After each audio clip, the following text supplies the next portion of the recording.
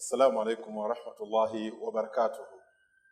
Choyamba tumwamika Allah subhanahu wa ta'ala madariso ndi ntendere zipite kwa mtumiki wake omaliza Muhammad sallallahu alaihi wasallam akubanjalache masahaba komanso onse amene akumusatira kufikira tsiku la kiyama.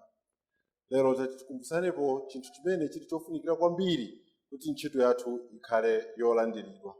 Tikudziwa kuti inu ndine nthawi ndi nthawi tikugwira ntchito zabwino zomwe zikuoneka kuti ndi zoyenerera kugwira pamaso pa Allah subhanahu wa ta'ala. Koma kodi ntchito zimenezi kuti zikhale zolandiridwa kwa Allah payenera kuchitikapo chiyani? Choncho gawo la lero lino tiyang'ane ibada imodzi maibada amene ali ofunikira kuti ntchito ikhale yolandiridwa, ndipo ibada imeneyi imatchedwa kuti al-ikhlas. Mawu kuti ikhlas ndi mawu acharabu amene mwina kuti tiwamve bwino amatanthauza kuti munthu kuchita zinthu mozipereka mopanda kuphatikizirapo zolinga zina kupatulapo zimeneyo udali nazo. Mawu amene wanso amangotanthauza kuti kuyeresa mtima wako, kuyeresa niya, kuyeresa chitsimikizo chako.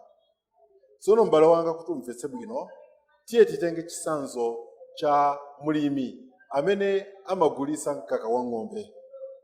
Munthu ameneyu wakama mkaka wa ng'ombe ndi kungotenga mkaka umene waukamira ndi kukagulitsa.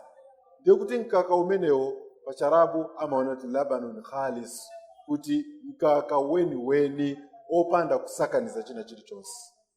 Koma zitapezeka kuti mulimi yemweyo watenga mkaka umenewo ndi kuyikamo madzi, ndiye kuti sutchedwanso kuti labanun khalis, ayi ukhala kuti mkaka osakanikirana ndi madzi, si mkaka umene uli pure.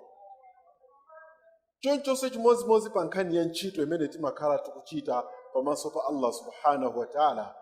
Mulungu samalandira ntchito imene mkati mwakemo pamene timayigwira tinaphatikizapo zinthu zina kapena zolinga zina zosakhala kumusangalatsa Allah subhanahu wa ta'ala. Allah tabaraka wa ta'ala kuyankhula mu Qur'an kunena kuti wama umiru illa liya'budu Allaha mukhlisina lahu ddin. Sanalamulidwa kupatulapo kuti ampembeze Allah subhanahu wa ta'ala poyeretsa kumuyeresera iyeyo ibada komanso chipembedzo chake. Balongo olemekezeka, iyi yakhala imodzi mwa ntchito zoyenerera munthu kuzichita asanagwire ntchito zabwino. Kusonyeza kuti choyambirira uyenera kuyeresa niya yako, cholinga chako chikhale chofuna kusangalatsa Allah subhanahu wa ta'ala. Mutha kuiona kuti ntchito imeneyi ndiyokhuzana mu mtima, kotero kuti mtima ukugwirapo ntchito yayikulu kwambiri popangitsa kuti ntchito yathu imene timagwira m'manja kapenanso ntchito zokhuzana ndi chuma zikhale zolandiridwa pamaso pa Allah subhanahu wa ta'ala.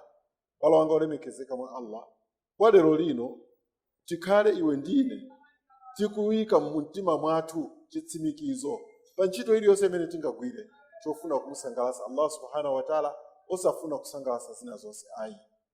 Kufikira tsiku lina timpempha Allah tabaraka wa ta'ala kuti ntchito zonse zimene timagwira zikhale zofuna chisangalatso chake. Wassalamu alaikum wa rahmatullahi wa barakatuh.